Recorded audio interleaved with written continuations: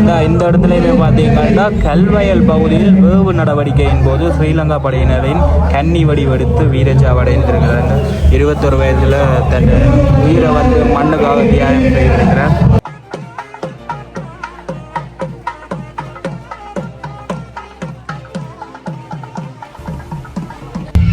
படத்தில் இருக்கிறவர் பார்த்தீங்கன்னா யாழ் மாவட்டத்தில் ஸ்ரீலங்கா படையினருடன் ஏற்பட்ட நேரடி மோதலின் போது வீரச்சாவடைந்தவர் என்று எழுதியிருக்கணும். பார்த்தீங்களா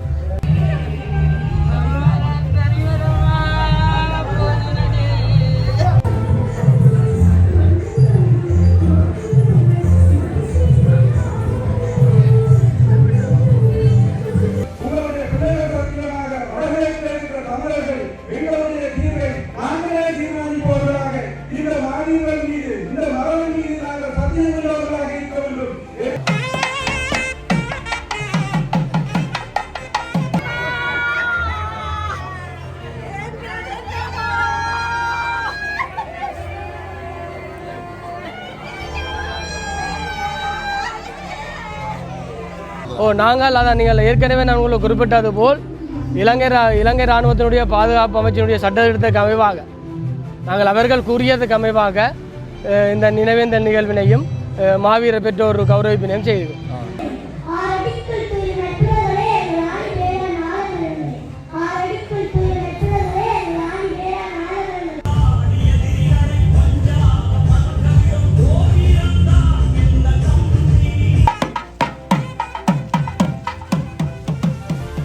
வணக்கம் உறவுகளே, நாங்கள் இப்போ எங்கே நிற்கிறோம்னு பார்த்தீங்கன்னா யாழ்ப்பாணத்தில் ஊர்காவத்துறை டவுனில் தான் நிற்கிறோம். இங்கே நாங்கள் ஏன் வந்து நாங்கள் பார்த்தீங்கன்னா ஏற்கனவே எங்களோட காணொலியை பார்த்தாளுக்கு தெரிஞ்சிருக்கும். சாட்டியில் வந்து மாவீரர் நினைவேந்தலுக்காக ஒரு துயிலுமில்லம் ஒன்று கட்டினவ. அந்த துயிலுமில்லத்தால் வந்து ஊர்காவத்துறையில் எங்களோட மண்ணுக்காக உயிர் நீத்த மாவீரர்களின் தாய்மார் தந்தைமாருக்கு பார்த்தீங்கன்னா இன்றைக்கு கௌரவிப்பு விழா நடக்க போது. அதைத்தான் நாங்கள் உங்களோட வீடியோவில் ஃபுல்லாக காட்ட போகிறோம். அதுக்காக பார்த்தீங்கன்னா நாங்கள் இப்போ ஊர்காவத்துறையில் நிற்கிறோம். இங்கே வந்து பெரிய நிகழ்ச்சிகள் எல்லாம் நடக்க போகுது. அதோட பார்த்தீங்கன்னா எங்களோட சேனலுக்கு யாராவது புதுசாக வந்திருந்தீங்கன்னா மறக்காமல் சேனலை சப்ஸ்கிரைப் பண்ணி போட்டு பாருங்க.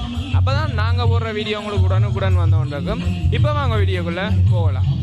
இந்த இடத்துல பார்த்தீங்கன்னா எங்களோட மண்ணுக்காக உயிர் நீத்த மாவீரர்களோட படங்கள் ஒவ்வொன்றும் இருக்குது. இதில் பார்த்தாலே தெரியும்.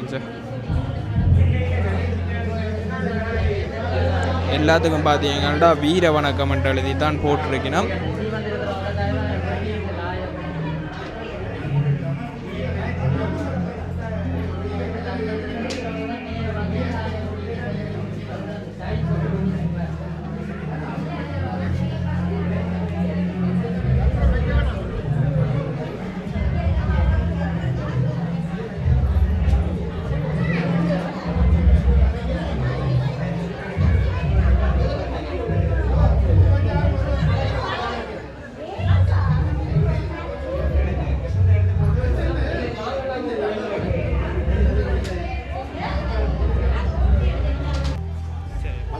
வணக்கம். இது நாங்கள் தீபக நினைவேந்தல் ஏற்பாட்டுக்குழு தீபகம் சாட்டி மாவீர துயிலுமில்லம் தீபகத்தின் ஆளுகைக்குட்பட்ட அனைத்து தீவுகளிலும் இருக்கின்ற மாவீரர் பெற்றோர் உறுத்துடையோர்களை நாங்கள் வருடந்தோறும் மாவீர வாரம் ஆரம்பித்து 2 நாட்களில் அவர்களை மதிப்பளிக்கின்ற வளமை 9 ஆண்டுகளாக செய்து வருகின்றோம். அந்த வகையிலே போன வருடம் வேலனை துறையூரிலும் இன்றைய தினம் ஊர்காவத்துறை நகர்ப்பகுதியிலும் இந்த மாவீரர் நாள் பெற்றோர்களை கௌரவிக்கின்ற ஏற்பாட்டினை செய்திருக்கின்றோம். சுமாராக எத்தனை பெற்றோர்கள் இங்கே வந்திருப்பினோம்? 225 மாவீர பெற்றோர்கள் தற்பொழுது எங்களுடைய தீபக பகுதியில் இருக்கின்றார்கள், இன்னும் இருக்கிறார்கள். அவர்கள் இன்னும் முழுமையாக வெளிவரவில்லை. வந்ததும் அடுத்த வருடம் கூடுதலாக சந்தர்ப்பம் இருக்கு. கௌரவிப்பட்ட என்ன மாதிரி ஏற்பாடுகள் செய்திருக்கிறீங்க? மாவீர பெற்றோர்களே அவர்களுடைய பிள்ளைகளுடைய திருவுருவப் படங்கள் வைக்கப்பட்டு அதற்கு மலர் மாலை அணிவித்து ஈகச்சூடர் ஏற்றப்பட்டு பின்பு அந்த பெற்றோர்களை மனதினை ஒருநிலைப்படுத்துவதற்கு எங்களுடைய மண்ணின் மைந்தர்களுக்காக ஏற்றப்பட்ட மாவீரர் வணக்க பாடல்களுக்கான நடன நிகழ்வுகள் மற்றும் அவர்கள் அதன் பின்னர் மதிய உணவு மற்றும் மாவீரர்கள் நினைவாக இந்த விடம் நாங்கள் குத்து விளக்கை அவர்களுடைய இல்லத்துக்கு வழங்கி வைக்கிறோம். ஏனென்றால் காலங்காலமாக அவர்களுடைய நினைவாக அவர்கள் இல்லத்தில் இருக்க வேண்டியதுக்கா நல்ல விஷயம். படத்தில் ஒரு விளக்கு வச்சு அவர்களுடைய திருவுருவ படத்துக்கு நாங்கள் கொடுக்கின்ற குத்து விளக்கை வைத்து அவர்கள் வருடந்தோறும் விளக்கேற்றுவார். நல்ல விஷயம். மற்றது எந்தவித தடைகளும் இல்லாமல் இது நடந்து கொண்டு இருக்கு. நாங்கள் அதான் நீங்கள் ஏற்கனவே நான் உங்களுக்கு குறிப்பிட்டது போல் இலங்கை இராணுவத்தினுடைய பாதுகாப்பு அமைச்சினுடைய சட்டத்திட்டத்துக்கு அமைவாக நாங்கள் அவர்கள் கூறியதுக்கு அமைவாக இந்த நினைவேந்தல் நிகழ்வினையும் மாவீரர் பெற்றோர் கௌரவிப்பினையும் செய்கிறோம். நன்றி. இந்த இடத்துல இருந்து பார்த்தீங்கன்னா மாவீரர்களுடைய பெற்றோர்களை அழைச்சி கொண்டு போகிறதுக்காக இந்த இடத்துக்கு வந்திருக்கிறோம். இது வந்தீங்கன்னா காரைநகர் ஜெட்டி என்று சொல்கிறாங்க. அந்த இடம் பார்த்தீங்கன்னா காரைநகர் ஜெட்டி அந்த அங்கால இருக்கிறது. இதில் வந்து ஊர்காவத்துறையின் அதாவது போட் வந்து அங்கிற இடம் எனக்கு சரியாக பேர் சொல்ல தெரியல. இங்கே பாருங்க எல்லாரும் வந்து நிற்கிறோம்.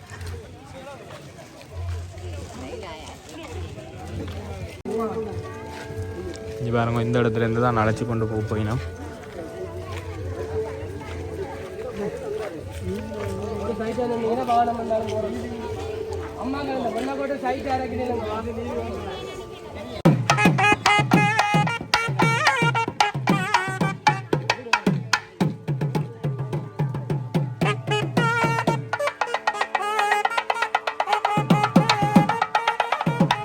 நிற்கவும் மாவீரர் பெற்றோர் உறுப்பினரோர் நாதர் சோத இசை விளங்க இங்கு மண்டப அரங்குக்குள் வருகின்றார்கள். மற்றும் இந்த அன்பான பெற்றோர்களே, இதுவரை படங்கள் தராதவர்கள் நீங்கள் இடத்துக்கு மாவீரர்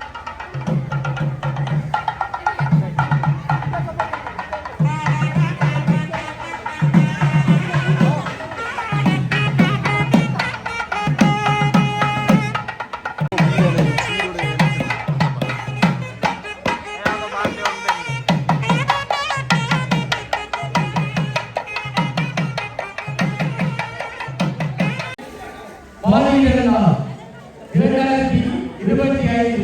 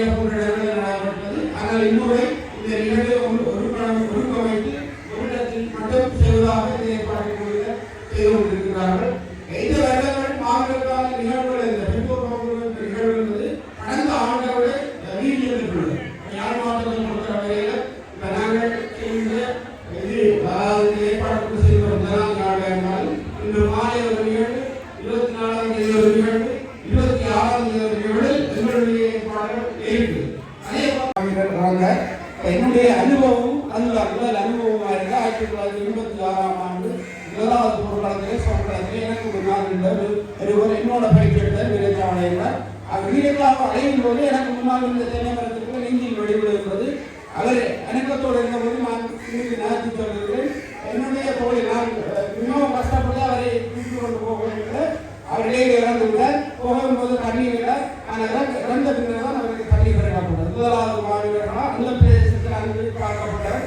அவருடைய தாயார் அந்நியரை பேர் நினைக்கிறேன் 15 நாட்களுக்கு முன்னே சாவச்சில் இறந்தார். அவர் 9ஆம் ஆண்டு தான் கூப்பிடுவார். அந்த பிரதேசத்தில் நடந்த முதலாவது சண்டையில் முதலாவது வீரச்சாவடையில் வினோத்தங்கள் அவருடைய அன்னை இன்றைக்கு நான் 90 வயசு அன்னையில் இறந்தார். இப்படி தன்னுடைய பிள்ளைகளுடைய கனவுகளை சுமந்தவர்களாக வாழ்ந்த பெற்றோர்கள் இன்று இறந்து கொண்டிருக்கிறார்கள். இந்த நிகழ்வுகளை அடுத்த சமூகத்துக்கு அடுத்த சந்ததிக்கு கொண்டு போவதற்கு பெற்றோர்கள் இருக்க மாட்டார்கள். நான் இன்னொரு 10 வருஷத்துல அந்த பெற்றோர்கள் உண்மையில் இந்த மனிதர் இருக்க மாட்டார். இந்த நிகழ்வுகளை இந்த மாவீரனுடைய கனவு சுமந்த நிகழ்வுகளை அடுத்த சந்ததி கொண்டு செல்லணும் என்று சொன்னால் இன்றைய நிகழ்வு இந்த இடத்துல நடக்கத்தான் போகும். இந்த நிகழ்வை காண்பார். நான் நேற்று ஒரு இடத்துல ஒரு சுற்று நிகழ்ச்சி போயிருந்தேன். அப்போ அவர் என்னோட கதைக்கு நான் இதை போகணும்னு சொன்னேன். அப்போ நான் வேறு இடத்துலேருந்து வந்தீங்கன்னா நான் சொல்ல வேண்டிய நீங்கள் எனக்கு சொல்ல போகிறீர்கள். நீங்கள் தான் எங்களுக்கு எந்த விஷயங்களும் நடக்கிறோம். நான் பள்ளியிடப்படமான நீங்கள் சொல்லாமல் வேறு யாரும் சொல்கிறேன்னு சொல்லி விஷயத்துக்கு நாங்கள் சொன்னால் மட்டும்தான் இன்றைய இளைஞர் சமூகங்களை பின்தொடரும். எந்த ஒரு கட்டிடங்களோ ஏதோ ஒரு வேலைத்தளங்களுக்கு போய் சொன்னால் இப்போ இந்த சினிமா பாட்டு எங்கே போய் பாருங்க மாவீரனுடைய நாட்டில் மாவீரனுடைய பாட்டும் போகும். அன்னைகளோட எங்கே போனாலும் மாவீரனுடைய பாடல் தான் இந்த நிலைமையை நாங்கள் தோற்றுவிப்போம். இதுக்காக இந்த நிகழ்வுகள் ஒவ்வொரு முறையும் ஒழுங்குபடுத்தப்பட வேண்டும். உங்களுடைய பிள்ளைகளுக்கு உங்களுடைய எதிர்கால சந்ததிக்கு இந்த விடயத்தை கடத்துகிறது. என்னன்னு சொன்னால் நாங்கள் பள்ளியிடம் இந்த உங்களுக்கு பிள்ளைகளோட போராளிகள் ஆகிய நாங்கள் கூடி இன்னும் 10 வருஷத்துல நிச்சயமா இருக்க போறது இல்லை. ஆனால் இந்த விஷயத்தை நாங்கள் நடத்த வேண்டும். எல்லா பிள்ளைகளும் செய்ய போறதில்லை. ஆனால் இளைஞர்கள் செய்யத்தான் நிகழ்வுகளை செய்வதற்குரிய ஒழுங்குகளை எதிர்கால சந்ததி பின்பற்ற வேண்டும். அதன் மூலமாக இந்த விடுதலை என்பது சாத்தியப்படும் சாத்தியப்படாத கற்பனை கதைகளெல்லாம் தேவையில்லை. உலகத்தில் பல நாடுகள் பல ஆண்டுகள் போராடி சில நாடுகள் இன்று விடுதலை பெற்றிருக்கிறது. இது போராட்டம் 1000 தான் தாங்கி போராடி விடுதலை போராட்டம் இல்லை. போராட்டம் 1000க்கான அரசியல் தலைப்படுறது விடுதலை கொண்டது. அதற்கான சாத்தியக்கூறுகளை சர்வதேச நாடுகள் சர்வதேச சமூகங்கள் சர்வதேசத்தில் இருக்கிற எங்களுடைய பிள்ளைகள் எங்களுடைய உறவுகள் எங்களுடைய தமிழர்கள் அதற்கான சூழ்நிலையை உருவாக்க முடியும். ஆனால் நீங்கள் உங்களுடைய பிள்ளைகளுடைய கனவுகள் முடிந்தது கிடைக்காது. அது தொடரும். அரசியல் ரீதியாக எங்களுக்கான விடுதலை எந்த ஒரு நாள் நாங்கள் பெற்றுக்கொள்ளலாம். 500 வருஷங்கள் விடுதலை பெற்றார்கள் என்று சொன்னால் எங்களோட விடுதலை போராட்டம் முடிஞ்சு 34 வருடம் 37 வருடம் 38 வருடம் 40 வருடங்கள் 72ஆம் ஆண்டிலிருந்து 25ஆம் ஆண்டு 50 வருஷம் தாண்டு 500 வருஷங்கள் விடுதலை பெற்றார்கள். பலஸ்தீனர்கள் விடுதலை நடக்கும். சர்வதேச நாடுகளின் சூழ்நிலை தனிமனிதனாக நாம் முன்னேற்றம் ஆகிய கனவுகளை சுமந்தவர்களுடைய கனவுகளை கனவுகளாக விட்டுள்ளார்கள். அது நிஜங்களாக மாறும் என்பது யதார்த்தம் உண்மை. உலக நாடு அதற்கு வராமல் காட்டுகிறது. எனவே இந்த சந்தர்ப்பத்தை நான் கேட்டிருக்கிறது தலைவருடைய காலத்தில் அனைவரும் போராடுகிறாங்க. அங்கே இருந்தவர்கள் அனைத்து விளைவுகளும் கொள்கைக்காக நாங்கள் மிகச்சிறந்த ஒரு நாட்டிலே வாழ வேண்டும் என்பதற்காக மனிதர்களாக வாழ வேண்டும் என்பதற்காக அனைத்தையும் மறந்து ஒரே பணியில் ஒரே கொள்கைகள் தங்கள் இன்னொருவரை சமர்ப்பித்தாக வைத்தார்கள். அவரை நாங்கள் மனதில் போதும் பிள்ளைகள்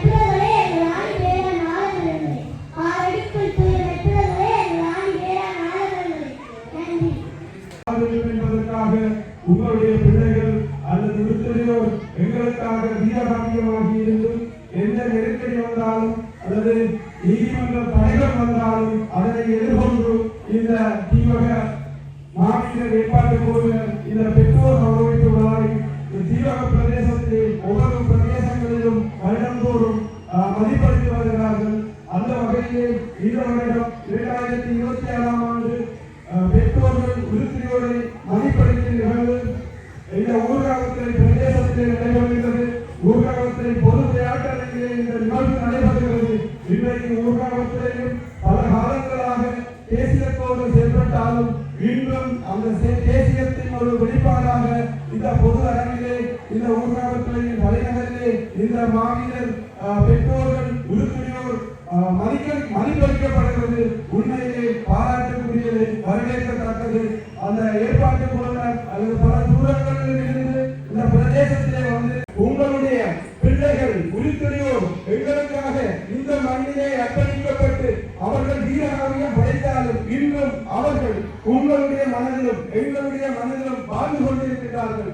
அவர்கள் ஏன் வீரகாவியமானார்கள்? அவர்கள் ஏன் தமிழருக்கு நாடு வேண்டும், பேச வேண்டும் என்று அன்று உங்களுடைய பிள்ளைகள் அர்ப்பணித்து வெளியிட்டார்களோ அந்த கனவு நிறைவேறும் வரை இந்த பணிகள் அல்லது இந்த கௌரவிப்புகள் எதிர்கால சந்ததியினருக்கு கொண்டு செல்வதற்கு ஏதுவாக அமைந்திருக்கிறது. இது மிகப்பெரிய செலவு நிதி பங்களிப்பாக இருந்தாலும் அந்த நிதி பங்களிப்பை தாண்டி இந்த கௌரவிப்புகள் நடைபெறுகிறது. எங்களுடைய மாவீரர் தியாக தீபங்கள் வடகிழக்கு தமிழர்கள் எப்படி வாழ வேண்டும், எப்படி வாழ்வார்கள் என்பதற்காக இவர்கள் தங்களை ஆகுதியாக்கி நாங்கள் வாழ்கிறோம். ஆனால் அவர்கள் விட்டு சென்ற பாதையை இந்த வடகிழக்கிலே வாழ்கின்ற தமிழ் மக்களாகிய நாங்கள் உங்களுடைய பிள்ளைகள் எதற்காக சென்றார்களோ, எதற்காக தியாகம் செய்தார்களோ அந்த நிலை நோக்கி வடகிழக்கில் இருக்கிற அத்தனை தமிழரும் நாங்கள் அவர்களுடைய நினைவாக அவர்களுடைய எதிர்பார்ப்பை கொண்டு நடத்த வேண்டும். இன்று வரும் அரசியல் கட்சிகள் தங்களுக்கு ஏற்றாற்போல் தமிழர்களுடைய தீர்வை நோக்கி நகராமல் அந்த தீர்வை இந்த மாவீரர்கள் இந்த மறவர்கள் எந்த தீர்வுக்காக தங்கள் இன்னுயிரை எங்களுடைய நாட்டிலே அர்ப்பணித்தார்களோ அந்த தீர்வு நோக்கி நாங்கள் நகர வேண்டும். உங்களுடைய பிள்ளைகள் சத்தியமாக வடகிழக்கில் இருக்கிற தமிழர்கள் எங்களுடைய தீர்வை நாங்களே தீர்மானிப்பவர்களாக இந்த மாவீரர்கள் மீது இந்த மரபு மீது நாங்கள் சத்தியம் உள்ளவர்களாக இருக்க வேண்டும். என்று கேட்டால் உங்களுடைய பிள்ளைகள் நாங்கள் வாழ வேண்டும், எங்களுடைய எதிர்கால தமிழ் சமூகம் வாழ வேண்டும் என்பதற்காகவே தங்களுடைய உயிரை தியாகம் செய்து தமிழை உலகத்தரத்திலே வேறு வைத்து தலையெறிந்து இருக்கின்ற ஒரு சமூகமாக இந்த மாவீரர்கள் தியாகத்தின் வழியினால்தான் உலகத்தரப்பிலே எங்களுடைய தமிழர்கள் பிரிவு வாழ்கிறார்கள். உலகத்தரப்பில் இருக்கிற தமிழர்களும் சரி, வடகிழக்கில் இருக்கிற தமிழர்களும் சரி, கடந்த காலங்களிலே எங்களுடைய இந்த 27ஆம் தேதி மாவீரர் தினத்திலே தலைவருடைய உழைக்காக எப்படி இந்த உலகமும் இந்த தமிழ் சமூகம் வேண்டி இருந்ததோ அந்த ஏற்றத்தின் போதுதான் எதிர்வருகின்ற மாவீரர் 27ஆம் தேதி நடைபெறுகின்ற நிகழ்ச்சியை ஒவ்வொரு தமிழ் மக்களும் எங்களுக்காக மறைந்த மாவீரர்கள் ஞாபகமாக சத்தியம் இருக்க வேண்டும். தமிழர்களுடைய அரசியல் தீர்வை தமிழ் மக்கள் தீர்க்க வேண்டும், தமிழ் மக்கள் தீர்மானிக்க வேண்டும். தமிழ் மக்கள் விரும்புகிற தீர்வைத்தான் இந்த அரசாங்கங்கள்